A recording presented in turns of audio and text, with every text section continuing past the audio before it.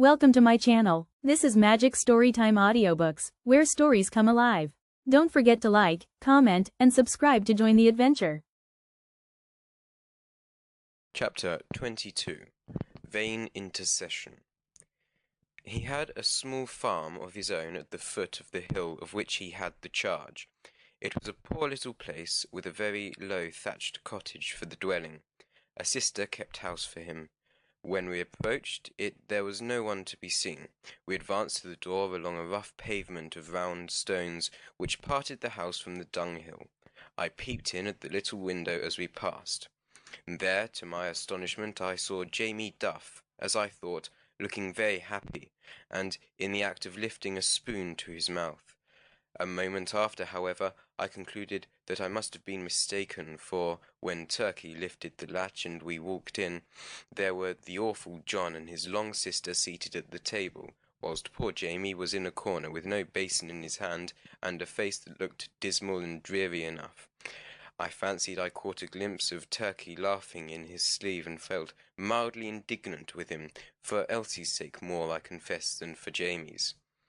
"Come in," said Adam, rising, but seeing who it was, he seated himself again, adding, "Ew, it's you, Turkey." Everybody called him Turkey. "Come in and take a spoon." "No, thank you," said Turkey. "I've had my supper. I only came to inquire after that young rascal there." "Ah, you see him, there he is," said Adam, looking towards me with an awful expression in his dead brown eyes. "Starving, no home and no supper for him. He'll have to sleep in the hayloft with the rats and the mice, and a stray cat or two." Jamie put his cuffs, the perennial handkerchief of our poor little brothers, to his eyes. His fate was full of horrors, but again I thought I saw Turkey laughing in his sleeve. "His sister is very anxious about him, Mr. Adam," he said. "Couldn't you let him off this once?"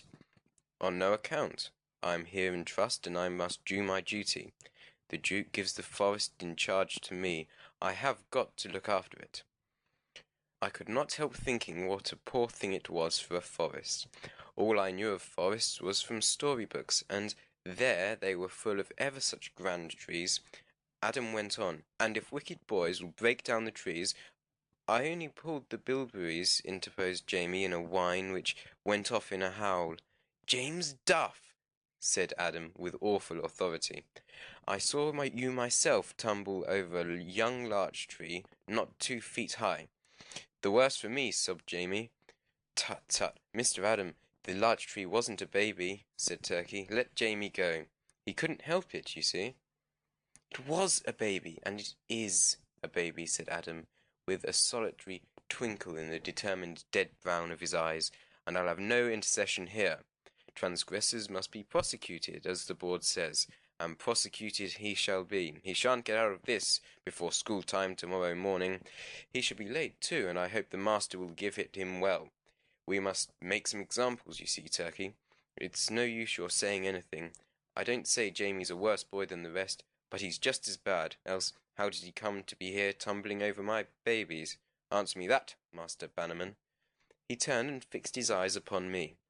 There was question in his mouth, but neither question nor speculation in his eyes. I could not meet the awful changeless gaze. My eyes sank before his.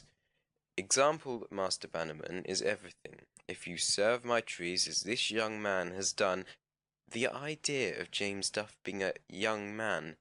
"I'll serve you the same as I serve him, and that's no sweet service, I'll warrant."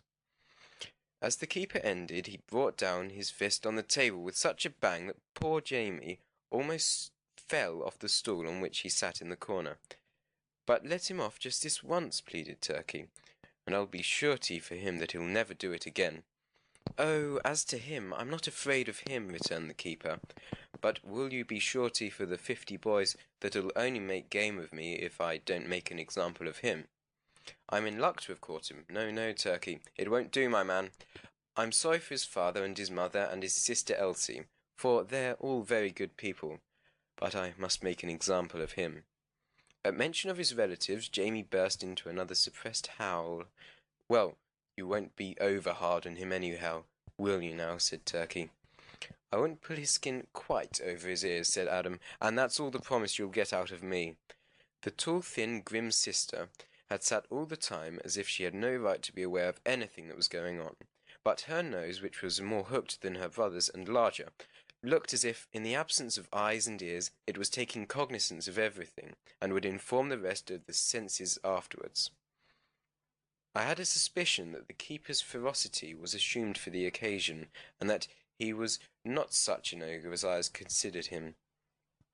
Still, the prospect of poor little Jamie spending the night alone in the loft amongst the cats and the rats was sufficiently dreadful when I thought of my midnight awaking in the barn. There seemed to be no help, however, especially when Turkey rose to say good night. I felt disconsolate and was not well pleased with Turkey's coolness. I thought he had not done his best. When we got into the road, "Poor Elsie," I said. "She'll be miserable about Jamie." "Oh no," returned Turkey, "I'll go straight over and tell her. No harm will come to Jamie. John Adam's bark is a good deal worse than his bite. Only I should have liked to take him home if I could." It was now twilight, and through the glimmering dusk we walked back to the manse. Turkey left me at the gates and strode on towards the village, while I turned in, revolving a new scheme of which had arisen in my brain, and for the first time a sense of rivalry with Turkey arose in my bosom. He did everything for Elsie Duff, and I did nothing. For her he had robbed the bee's nest the other day, and I had but partaken of the spoil. Nay, he had been stung in her service, for with all my care, and I think that on the whole I had done my best, he had received what threatened to be a bad sting in the back of his neck. Now he was going to comfort her about her brother whom he had failed to rescue. But what if I should succeed where he had failed, and carry the poor boy home in triumph? As we left the keeper's farm, Turkey had pointed out to me, across the yard, where a small rick or two were standing, the loft in which Jamie would have to sleep. It was over the cart shed, and its approach was a ladder. But for the reported rats, it would have been no hardship to sleep there in weather like this, especially for one who had been brought up as Jamie had been. But I knew that he was a very timid boy, and that I myself would have lain in horror all the night. Therefore I had all the way been turning over in my mind what I could do to release him. But whatever I did must be unaided, for I could not reckon upon Turkey, nor indeed was it in my heart to share with him the honour of the enterprise that opened before me. End of chapter 22.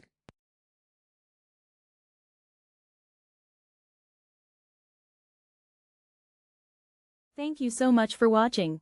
If you enjoyed the story, don't forget to hit like and leave a comment.